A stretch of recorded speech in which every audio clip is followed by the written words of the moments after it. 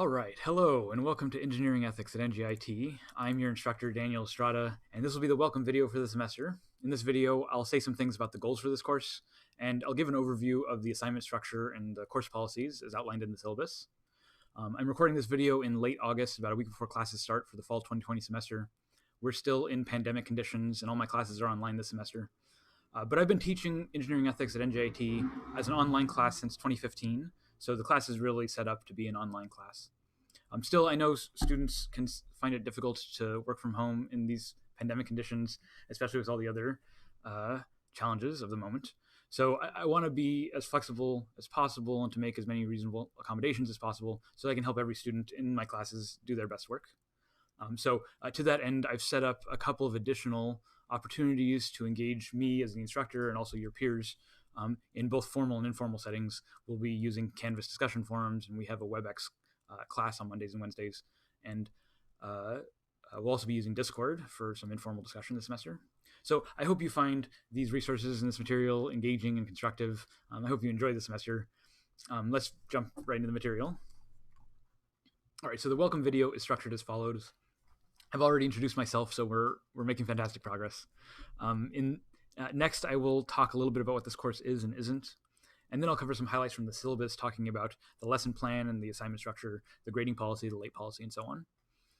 I'll just go through the basics in this video. For the full picture, you want to look at the full syllabus, which is on Canvas. This syllabus goes through all of my policies in complete detail, and it'll address just about any question you have. All right, but let's start with talking a little bit about what we're doing in this ethics course. I know a lot of NJIT students sign up for this class thinking it'll be an easy A. After all, it's just ethics. We learn this stuff, the difference between right and wrong, in kindergarten. So how hard could it really be? If they're teaching this stuff to children, how hard could it really be for college engineers? Some of you may have experience working for a state or federal government agency or for a corporation or another large institution. If so, then you might have had an experience doing a sort of ethics training session or ethics orientation session. Sometimes they have people sit in a room and talk to each other, watch a video. Nowadays, it's often a PowerPoint slide deck that you have to go through and watch a bunch of videos and then take a quiz at the end where they make sure that you're paying attention. I'm a New Jersey Institute of Technology lecturer, which makes me a New Jersey State employee, which means a couple of weeks ago I had to do a similar kind of training session online. So I know how sort of tedious and boring these training sessions can be, and that you don't really expect to learn very much from them. You might pick up a fact or two, but the feel of these training sessions is that they're really expectations and requirements, something like the terms of service agreement when you're installing software, and it's kind of a chore to read and go through. But you have to do it because it's a requirement, and so everyone sort of goes through it. So if you're expecting the class to be sort of like that, a sort of easy A, where you're just following you're just told a bunch of obvious policies and you're going through these obvious slide decks, and it's the sort of material that any 5-year-old can understand. If that's what you're expecting from the course, let me go ahead and start off by bursting your bubble. First of all, it's not the goal of this course to tell you the difference between right and wrong. I assume you're all college students, and that I know you're all college students, but I assume you're all adults and that you have a well-developed sense of right and wrong, and that you've been using this sense of right and wrong to spot the difference between things you should and shouldn't do, and in general to make ethical decisions, which you've been doing all of your life. Moreover, I assume that you understand why it's important to do the right thing and not do the wrong thing, that you have a general interest in ethics, and that you appreciate why it's important in a very general sense. I don't mean to assume that you all want to be perfect angels or that you'll never do anything wrong. Of course, I understand that we're all human and doing the right thing can be hard, and that we all make mistakes, and that making mistakes is really part of the learning process. It's part of moral development. So it's not my job to sit up here and wag my finger at you or scold you for making bad decisions. I do think it's reasonable to expect that students in this class have a general interest in doing good things more than doing bad things. Because look, if you don't already understand what the difference is between right and wrong, and if you don't understand why it's better to do good things than bad things, then honestly, there's not a whole lot in this course that will convince you otherwise. I can't give you an argument or a proof that you should be ethical. If you don't already see why it's wrong to cause unnecessary harm, or if, maybe more troublingly, if you have some interest in causing unnecessary harm, I would suggest that you talk to some of the counselors at CCAP, because that is really an issue for mental health and public safety professionals, and it's not so much an issue for ethics classes and philosophers like me. So I'm not a mental health professional, but if you want to talk about things, come talk to me. Please talk to someone before you hurt someone. I'm always available to chat. But that's not going to be the focus of this course. The focus of this course is not to dissuade you from doing incredible harm to society. I'm assuming that everyone in this class has a general interest in being an ethical person, in building an ethical world. Now, to be clear, I'm very open to exploring these things philosophically. I'll be presenting a couple of different ethical theories in class, but I'm not really committed to any of them. And if you have problems with these theories, if you're skeptical of their commitments and their claims, by all means, offer a critical analysis.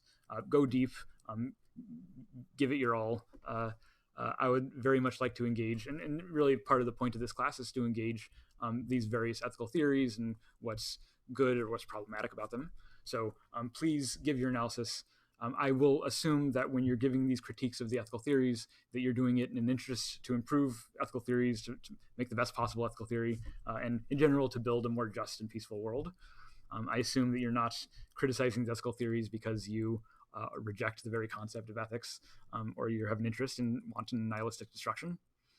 If you're not already on board with the very idea of ethics as a concept, then you'll probably struggle with a lot of the material in this class.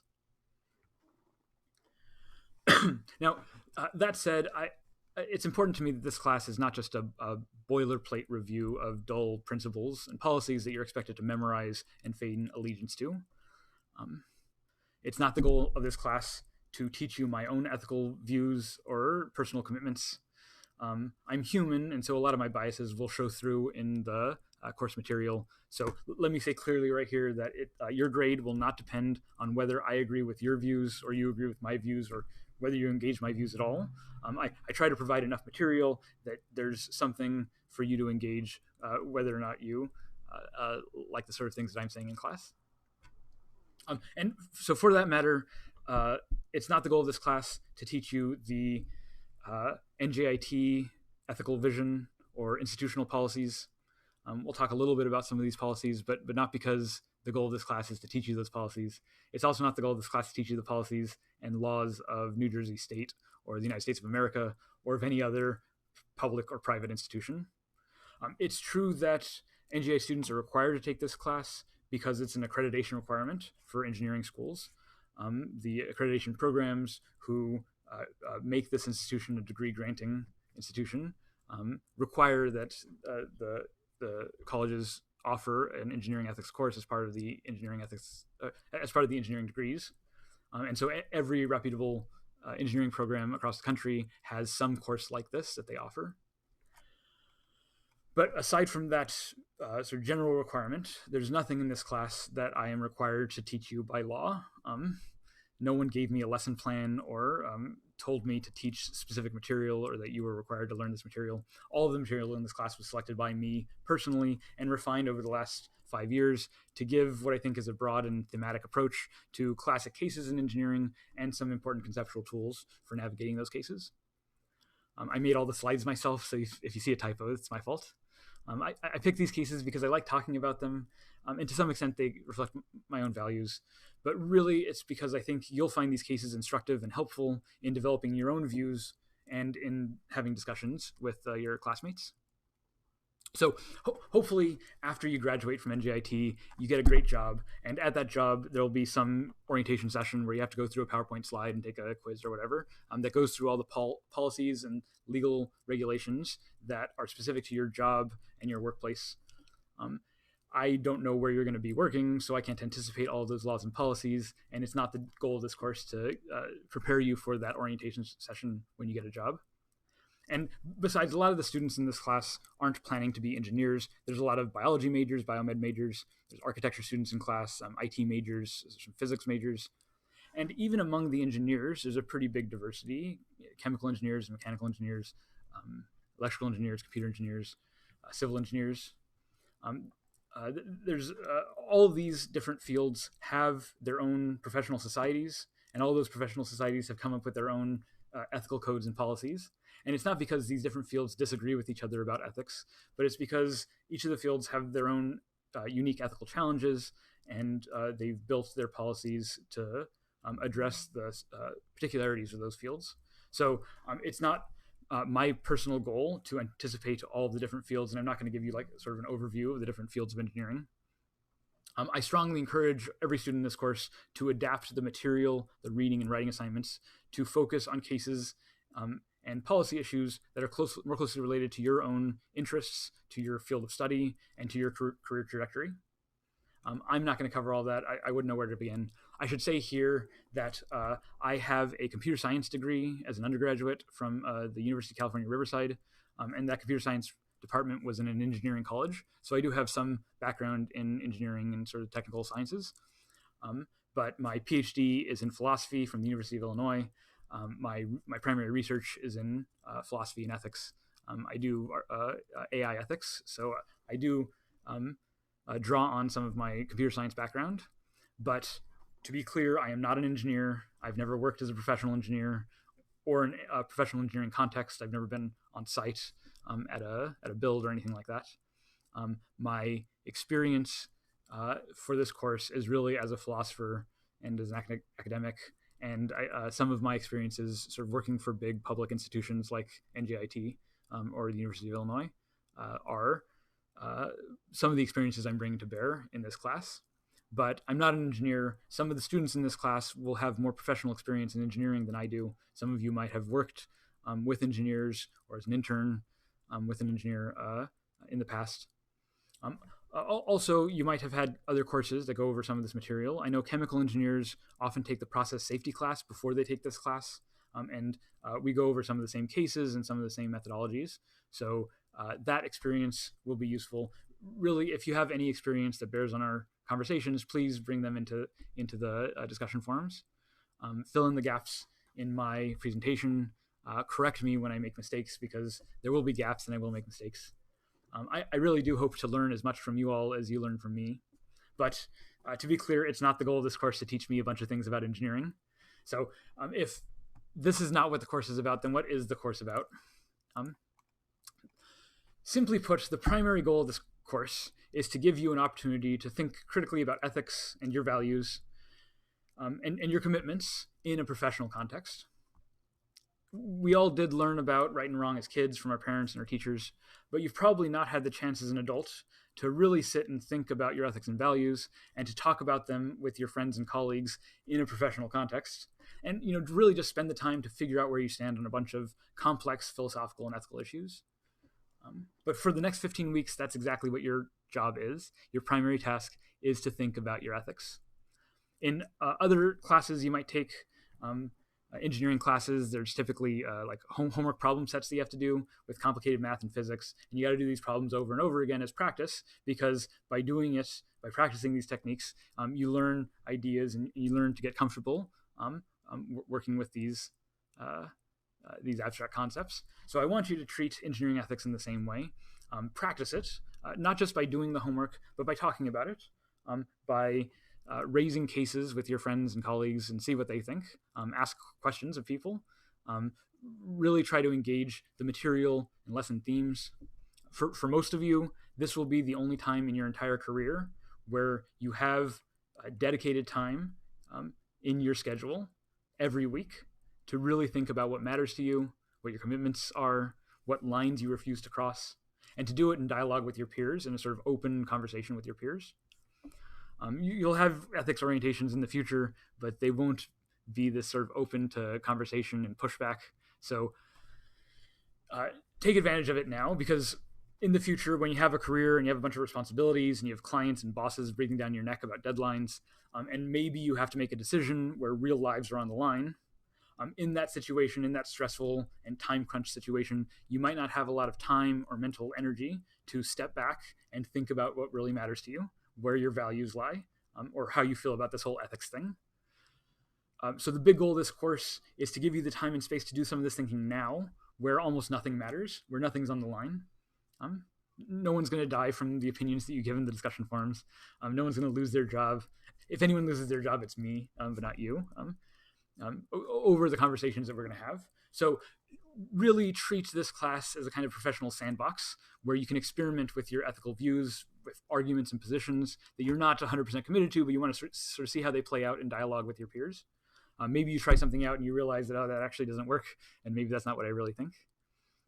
In this class, the biggest advantage of this class is that you get to do this in dialogue with a diverse group of students that go to NJIT.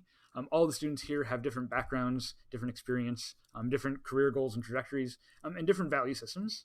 And we all get to share those value systems with each other in this class, and it's a great thing. The idea is that if we can do this now, where there's no pressure, except maybe your grade, then later on when you're in a high-stress job and you have to make an important decision, that you'll be a lot more prepared to do it then, if you work through your values now. Actually, let me jump back on screen for a second and say one more little heartfelt plea.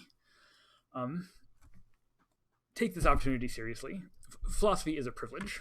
I'm incredibly lucky to have the opportunity to be a philosopher and have a job doing it. I actually get paid for sitting around thinking about what matters to me, what my values are. I know most people never get this opportunity. My parents and grandparents worked their entire lives. None of them had college degrees. And they also didn't really have the time to sit back and indulge in these kinds of abstract philosophical discussions. It's really hard to do that when there's a family to feed and children to take care of and a home to take care of. So I recognize that our capacity to do this philosophy, it's a luxury, and it's when there's so much other important work to do, it's a real privilege to be able to spend this time with you doing this work. It's a privilege, but I think it is really important work to do. It's easy to dismiss philosophy as a joke or as bullshit, as a waste of time. And students tend to think this because it's also possible, I'll admit, to go through this class with a minimal amount of effort and still get a decent grade. It's because the assignments really aren't that hard. And you might think that if you can get a good grade without doing that much work, that the material isn't really important, or that's not valuable, or that you getting an easy A is somehow getting over on your instructor. But the truth of the matter is that the grades don't really matter to me, and I don't think they matter in the long run for you either. I certainly don't think that grades are a reflection of moral character. I'm absolutely positive that there have been students, good, hardworking students, who have taken this class and failed. And there have been other students who pass this class with an A, but will go on to do a very dishonest or unethical things in their career. I'm 100% positive that I've given A's to bad people. Like, it's just over 5 years and hundreds of students, this is just bound to happen. And the point is that the grade here is not an evaluation of your moral character. The assignments that you have every week on which I'm basing the grade is really just a pretense to organize your time and your schedule to make the space to do the work, to reflect on these issues, and to engage the material. I think if you seriously engage with the material, that you'll find the writing assignments pretty easy to go through, and you'll do well in the class. But you also walk away from the class with a stronger sense of your own values, and I think that's what's really important. That's what I'm aiming for. One last thing while I'm still on the screen. Over the last few months, we've had this horrific COVID crisis, and we've seen staggering examples of institutional and government failure, resulting in almost 200,000 dead Americans. In this context, it can be really hard to take seriously the demands of ethics. I mean, if some of the most powerful people in the world can be so successful while at the same time flaunting all of the ethical rules and guidelines and law, then why should any of us be ethical? In a world where so many professionals treat ethics as optional, why should any of us try to do the right thing? Isn't ethics just holding us back from the success that these other people are getting? So if you have these kinds of worries, I'm sympathetic. The empirical studies on engineering ethics suggest that these kind of classes really don't make people more ethical. People are just as likely to lie and cheat and steal after they've taken an ethics classes. People who've taken no ethics classes at all. I don't think ethics classes makes you ethical. And we've been requiring these kinds of ethics classes for engineers since the 1980s in most institutions. And so 40 years of teaching ethics to people over this 2 generations at least, you would think that possibly would have some impact and that engineers would be more ethical overall, but that doesn't seem to be the case. People are still corrupt, and the conditions that generate that corruption are still around. 40 years of teaching ethics to engineers has not produced engineering discipline free of corruption. And look, even if I got every one of my students to make a solemn pledge to never do an unethical thing for the rest of their careers, and of course that's an impossible pledge to make, but it's an impossible promise to keep. But even if I were somehow able to get all of my students to do that, it still wouldn't make a dent in the systemic conditions that give rise to the kind of corruption, abuse, and greed that creates the world that we have today. The world in which that greed is so often rewarded and integrity and ethics is so often punished. So it's not my goal to just wag my finger at you and tell you to do the right thing or else. I don't think that'll change the systemic conditions that we're operating within. My hope is that to deal with those systemic conditions, we all have to be in a better place in the sense where we're more comfortable thinking about and talking about ethics, where it doesn't scare us off, but we're able to have these kinds of difficult conversations sort of confidently, not just about the topic, but about where we stand on these topics. Right? So my hope is that by the end of this course, you feel a lot more comfortable with ethics as a concept, with dealing with ethical situations in your professional life, and with your own sense of your agency as a member of the community and as a moral agent yourself. Most of this stuff is not something I can teach you. Most of the stuff is something you have to learn for yourself through your own exploration, through your own studies and efforts, and with practice by talking about this stuff. So please respect the privilege of this opportunity and respect the work that other people did to make this opportunity possible. Take the class seriously. Take the case studies in the course seriously. Talk about them with your friends. Treat those conversations like homework, like you're practicing ethics. I don't expect you to figure everything out about ethics over this semester, but I will be very happy if you walk away from this class more comfortable with your own values and how they intersect with your career and your professional goals. Okay, so that's my pitch for the course. Let's jump back into the presentation and do some more details about the structure of the course.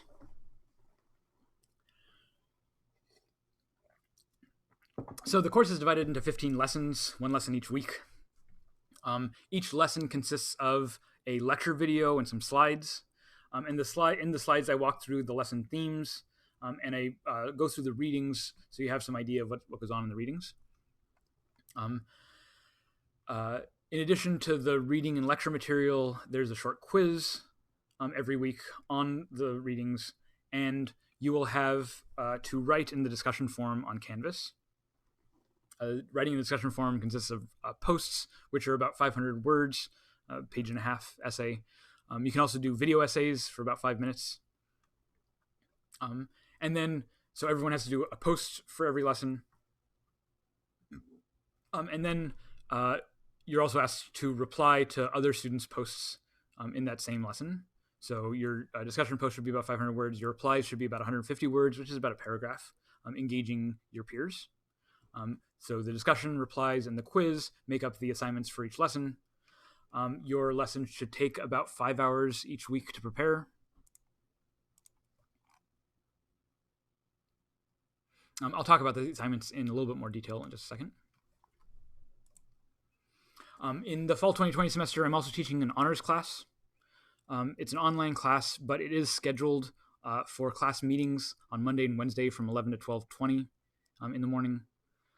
The honors students are required to attend this class, and there are additional honors requirements that I'll tell the honors students directly. But I'm opening the honors class session to all students in my sections. So if you're in any of my engineering ethics sections, which includes the honor section, but also section 451, 453, and 455, if you're in any of those sections, then you are invited to attend and participate in our Monday, Wednesday morning class sessions. So in these sessions, an honors student is going to sign up to lead us through the lesson material and some discussion on the lesson material. And we'll just have a sort of informal discussion in class in WebEx. I'll be taking attendance through Discord. So during those class sessions, if you show up on Discord and register your attendance when I say so, then you'll get attendance for that day. Honor students are required to attend, but any other student will get extra credit if you show up and participate in these classes. Attendance for non-honor students is optional, and I'll post a recording of all of these classes on Canvas for all the students to benefit from, even if you weren't able to attend the class. For non-honor students, you will also have an opportunity to present your research projects during this class session in lessons 10 and 11, and I'll say a little bit more about that in just a second. So I hope to see some of you all at these class sessions. The honors students is about 20 students in the honors class, but I have 3 other sections of 30 students each. So that's about 100 students that might show up to these class sessions. Hopefully that means we can have some good discussion and some interaction and engagement. So I'm hoping to see you all in these classes. So back to the lesson plan. So actually, let me go back here. So remember, the lesson is these 3 assignments, the discussion post, the 2 quizzes, the 2 replies and the quiz. This is for most of the 15 lessons. There are a few exceptions. In lesson 1, there's no quiz. Instead, I want you to introduce yourself in the introductions thread, which is on Canvas, and to also set your Canvas avatar. This way I can recognize you in the discussion forums. And the introduction and avatar will take the place of your quiz for lesson 1. As I said earlier, you'll have an independent research project where you pick a case study of your own. I'll talk about this in a little bit. That's in lessons 10 and 11. In these lessons, because we're not all reading the same material, there's no quiz.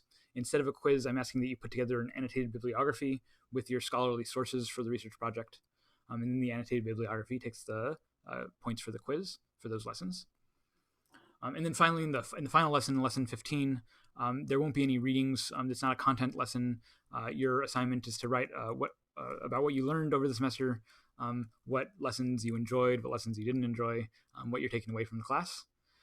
There should be a normal length post, but there's no additional readings, no replies, no quiz for that lesson. So the post itself is worth 100 points. So that's like twice a normal post. Make sure you do that post at the end of the semester. Apart from those exceptions, the 15 the other 13 lessons are all of this exact format. There shouldn't be no surprises. The assignment schedule is very regular. It's already posted on Canvas, so you should know everything that's coming down the line. Another thing, in the past, I've had students buy this book, Ethics in Engineering by Martin and Chetzinger. This is the 4th edition. But because of pandemic conditions, the librarians at NJIT have been very kind and have photocopied large portions of this book to make available online. So I've already linked this in the syllabus and on Canvas. You can thank the NJIT librarians for making the textbook available for you. You're still free to buy the textbook if you like. There's other readings and activities in the book that you might find useful for some of the assignments in the class. There are some assignments where I point to passages in the book, but that are not required for the quizzes. So if you want to buy the book, please, by all means. It's not that expensive, but it's no longer a requirement in the course. Okay, so let me talk a little bit more about the assignments in detail. The first major assignment are these weekly weekly posts. That's a 500-word essay.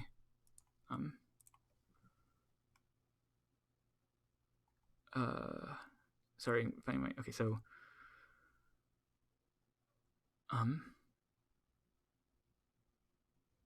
yeah, so in the discussion forum, you will find the place to put your posts and replies. They go into the same forum. Your post should be 500 words minimum, or about 5 minutes of recorded video. You can write or talk about any topic you want in the readings and lesson themes. There's no writing prompt that you have to answer or address. You can really talk about anything you want that's in the lesson. Although I'll sometimes leave questions and prompts in the readings to help you get started, but you shouldn't feel obligated to write to those prompts. I really want you to focus on topics and issues that interest you and that relate to your field of study and career goals. If you're writing about something that interests you, it'll make the writing process a lot easier. So please tailor your reading and your research and your writing to fit your interests and to make these lessons meaningful to you. If you record a video instead of doing an essay, upload the video to YouTube or Canvas and make sure to embed the video in the discussion forum so it's easy for the other students to watch online rather than having to download a file. The rubric for grading the videos and the essays is exactly the same. This isn't a writing course, and your grades really won't depend on your writing or your grammar. I know that a lot of students at NJIT are uncomfortable with writing. There are also students who don't have English as a first language and feel uncomfortable writing in English. So I want people who are uncomfortable with writing to not worry about the amount of writing in this class. I'm not going to be grading your essays for grammar. I'm really going to be grading them for content, for how deeply you engage in the themes in the lesson. Of course, at some point, grammar confusions make it difficult to understand what you're talking about. So please do put effort into writing well, into editing your work. Try to make your work as fun to read for your readers as possible. But your grade will not turn on how well you write. So if you're more comfortable speaking in a video and recording yourself, or even just in audio, that's fine by me. What I want to see is evidence that you're engaged with the themes, the lessons, and that you're talking with your peers in active discussion. And so the grading rubrics reflect these goals. Let me actually jump forward quickly and show you the grading rubric. So here's the grading rubric. You can look at it in detail on Canvas in each of the lessons. The goal of this rubric is to reward your engagement with the material and with your peers. So you can see that if you meet the minimal requirements for a post, that's 500 words, that you're turning it on time, and that you're engaging lesson themes and readings, then meeting those minimum requirements will earn you 35 out of 50 points, which is 70% of the overall grade. If you want better than a 70% on this assignment, then you can go above and beyond these minimum requirements in a few different ways. So one thing is if you're doing additional research, pulling in other readings and other material into the discussion, that's good. That'll get you extra points. If you're bringing in personal anecdotes or background that you have, experiences that you've had on the job, for instance, that's stuff that I like to see. It helps the conversation, and it'll get you some more points on this rubric. Another kind of thing you can do is try to weave the lessons together. So if you can draw connections between readings or between different lessons, this is stuff that I like to see and will get you extra points in your grades. Drawing connections between readings does not mean saying a couple of sentences about each of the readings. I really want you to find connections and sort of give an analysis of that ties all the readings together. So don't just give very superficial comments on all the readings. Really try to dive in and explore the lesson themes. I also have a section of the grades for just presentation. So are you putting effort into your writing, into your editing, into your video production? Are you are you going far beyond the word count? Are you showing extra effort in editing and other presentation issues, including images in your posts and so on? Anything that you do to show this extra effort will give you additional points on the rubric. Okay, so your posts are due Friday nights at midnight, and they're worth 50 points. Your replies are due the following Wednesday at midnight. There's a similar rubric for grading the replies. Replies should be around 150 words, which is about a paragraph. You can reply to people responding to you, but remember the point of these replies is really to engage your students and their ideas, so try to take that seriously. Replies are worth 15 points, and you have to do 2 of them, so that's 30 points per lesson.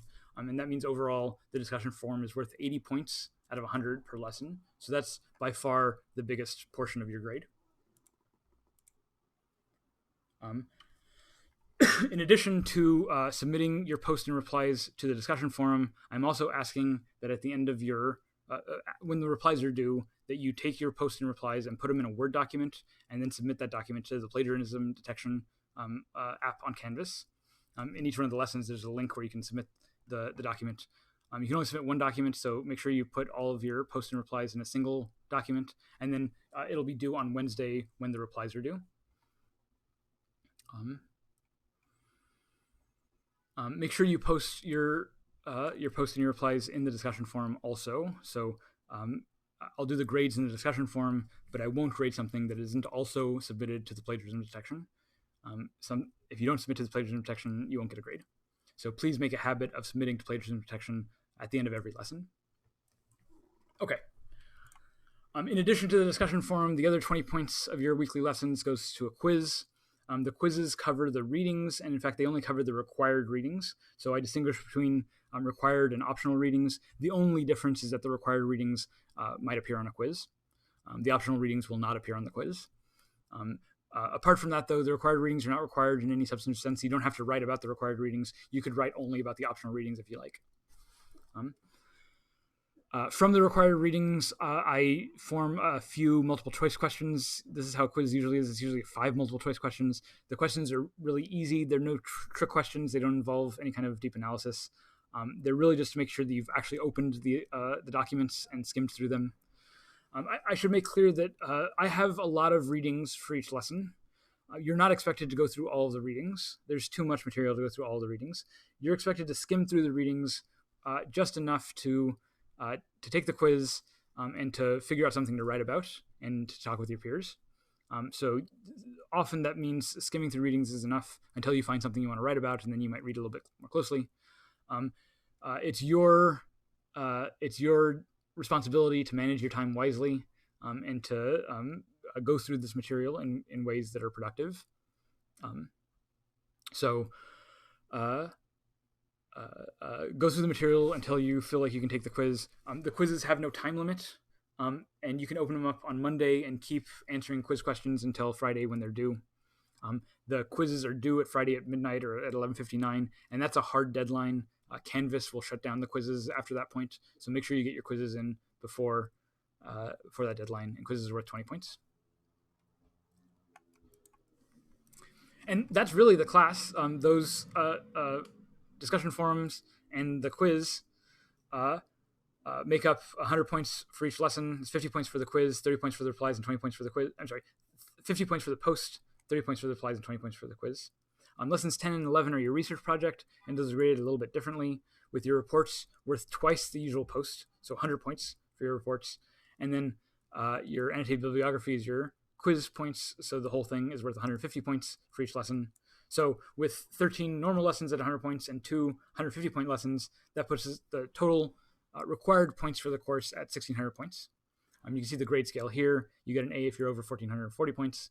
You can see the grade scale is also pretty generous at the lower end of it.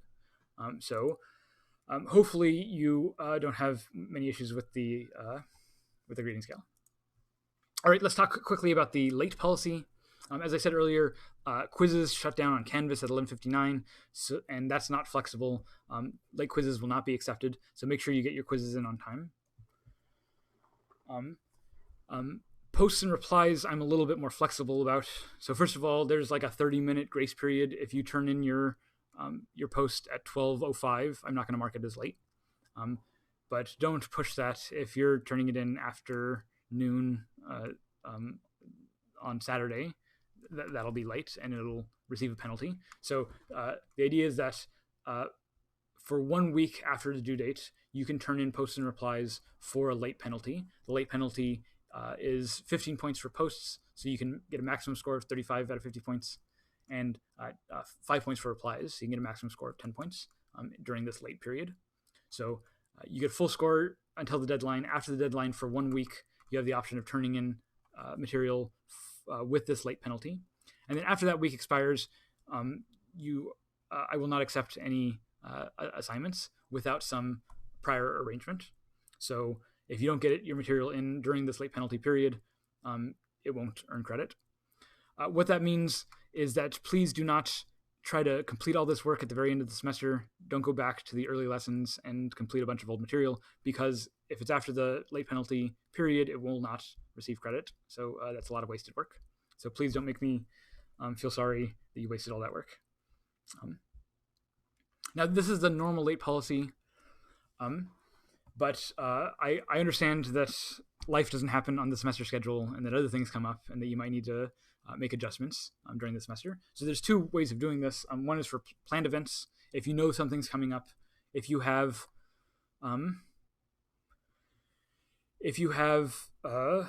event coming up, like a conference or a wedding or National Guard duty, or if you have a really hard midterm schedule and you need some time around that, let me know. Send me a word that there's an issue with your schedule, that you need an extension. I will be happy to grant extensions 48 hours before a deadline. So make sure you know well in advance of that deadline. And if it's something like midterms or conferences or other kinds of events, usually that's known weeks or months in advance. So you should be able to plan accordingly. But there are sometimes things that you can't plan for. These are the emergencies. Emergencies are things like hospital visits, funerals, these kinds of things. If you're in an emergency situation, first deal with your emergency. And then when you have the time and space, let me know what's going on. You don't have to give me all the details. Just let me know that there's an issue and how you plan to deal with it, what your schedule is for turning in the late work. My typical policy during the semester is to have students in these emergency situations also contact the Dean of Students using this form. You can get the form on the slides. It's also in the syllabus. It's the student concern form, and this is just to get in touch with the dean and let them know that there's something going on. And this is not to get you in trouble or anything like this. What the dean can do is provide you support, institutional support that might help you manage these emergencies. The dean can also coordinate with the other instructors to make sure that all of your classes are covered and your homework is being taken care of. So I strongly encourage you getting in contact with the Dean of Students if you're in an emergency situation. If you contact the dean and then you turn in a bunch of stuff late, but the dean excuses your work, they'll send me a letter saying that this is the reason why you're absent for this period, and then I'll take off any late penalties that were applied. So in general, deal with your emergency first, then contact the dean, and contact me and let me know what's going on, and then we can make arrangements for how to complete the missing assignments. Once those arrangements are made, I can remove any late points that might have been late penalties that might have been applied. While that process is going on, you might want to go ahead and complete your work. I might apply a late penalty because I don't know what's going on yet, and then when I hear from the dean, I'll remove those late penalties. Okay, so that's the late policy. I want to try, I said this at the beginning, but I want to try to remain flexible during these unusual pandemic conditions with students who are struggling with work for whatever reason.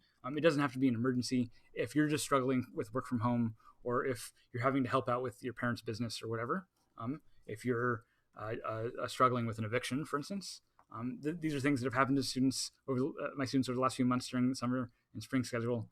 And I expect it to keep happening. So don't feel embarrassed about these sort of things. Just get in contact. Let me know that something's going on, and we can work things out. Because of these unusual circumstances, I'm not requiring all students go to the Dean of Students. I think it's a good idea. I think the Dean of Students has a lot of resources to help you. But if you just get in contact with me, we can try to see if we can get something to work. So please just get in contact, and I'll see what I can do to help. Let me know how I can help you.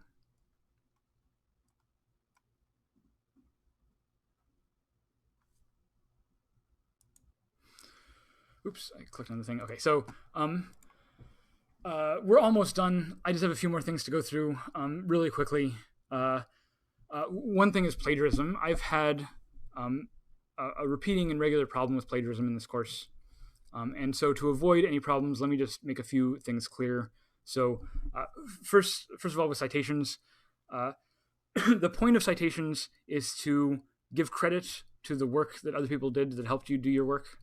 And also to help your reader understand where you're coming from and the sources that you use to develop your views. So when you're composing your citations, have these goals in mind, attributing the original author and making things easy for your reader. If you're using material from class, from material that I made available in the lesson plan, then referencing that material is usually as easy as just giving the author's name and maybe a page number. You can do this in the text with citations and parentheses. You can also do this at the end of the text, whichever you feel comfortable with. But just giving that credit to the author and pointing to the source material is important. If you're using material that was not provided in class but that you found online, and this can be anything from Wikipedia to scholarly journal articles that you find online, or New York Times articles or whatever. That material, if you find it online, then you probably have a link. Please give that link in your citations at the bottom of your post so that your readers can trace back your references and see where you got your information. Make things easy for your readers to inspect. If you're using material that you didn't get online, like you're using a book or some journal that you have access to, in these cases you want to provide a full citation. And this is, you want to provide the full citation because there's not an easier way for your readers to get a hold of that material. So full citation, I prefer APA style. That means at minimum an author, a year, a title, and the publisher, or if it's a journal, what volume number and so on it is. So if you have that information, that's usually enough to track down that original source.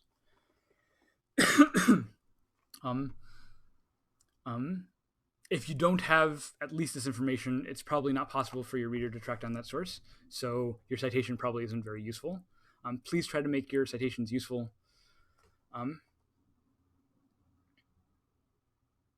Yeah, good. Okay, so citations are to give credit for material. Sometimes students might make a bad citation, and I might dock points for that. But sometimes that's just a sort of a failure to get the citation format citation format correct.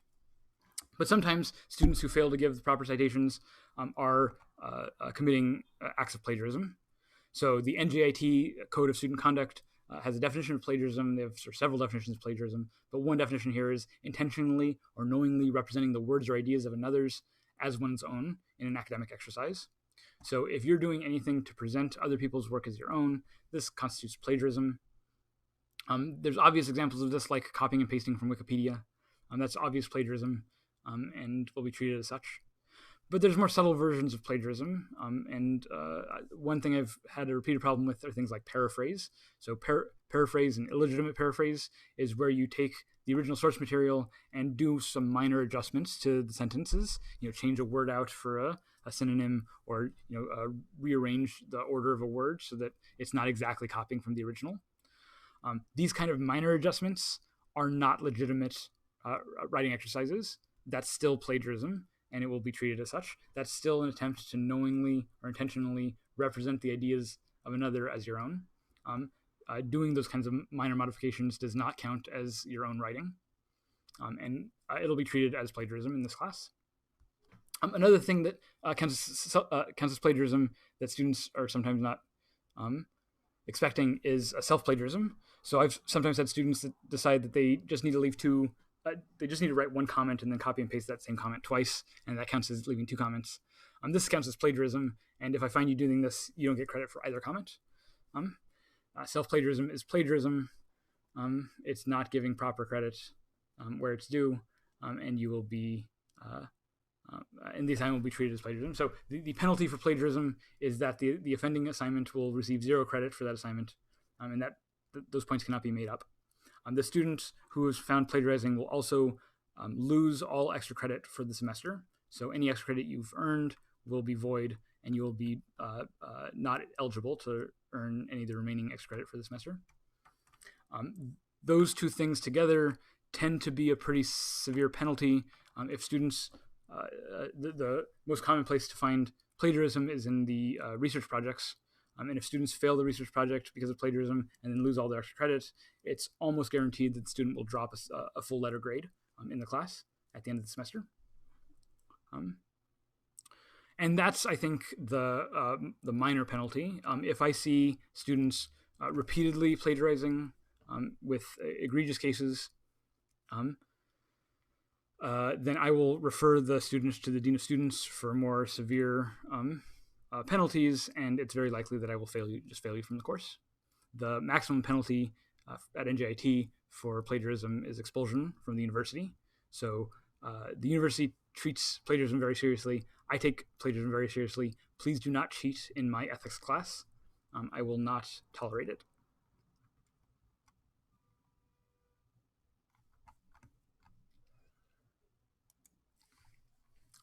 Okay, the last thing is the extra credit. So there's 1,600 points of normal assignments in the class, but then there's a lot of extra credit.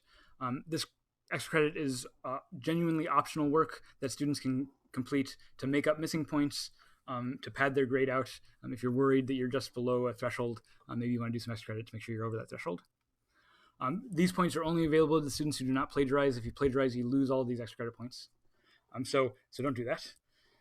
So this semester, the non-honor students have an option to present their research projects during the honors class session on Monday and Wednesday mornings in weeks 10 and 11. So if you are a non-honor student and want that extra credit option, you can do that. If you can't make the morning session during that time, you can also record your research presentation and put it on Canvas, and I'll give you the credit that way. Honor students must do this research presentation, so it's not extra credit for honor students. The other extra credit assignments, there are 2 extra credit essays on Canvas. They're with 20 points each. One of the essays is about the specific engineering challenges of your field, or the specific ethical challenges of your field, if you're not an engineer. And the other essay is about the ethical challenges of COVID and the current pandemic, and your experiences over the last few months. So these are short writing assignments about the size of a post.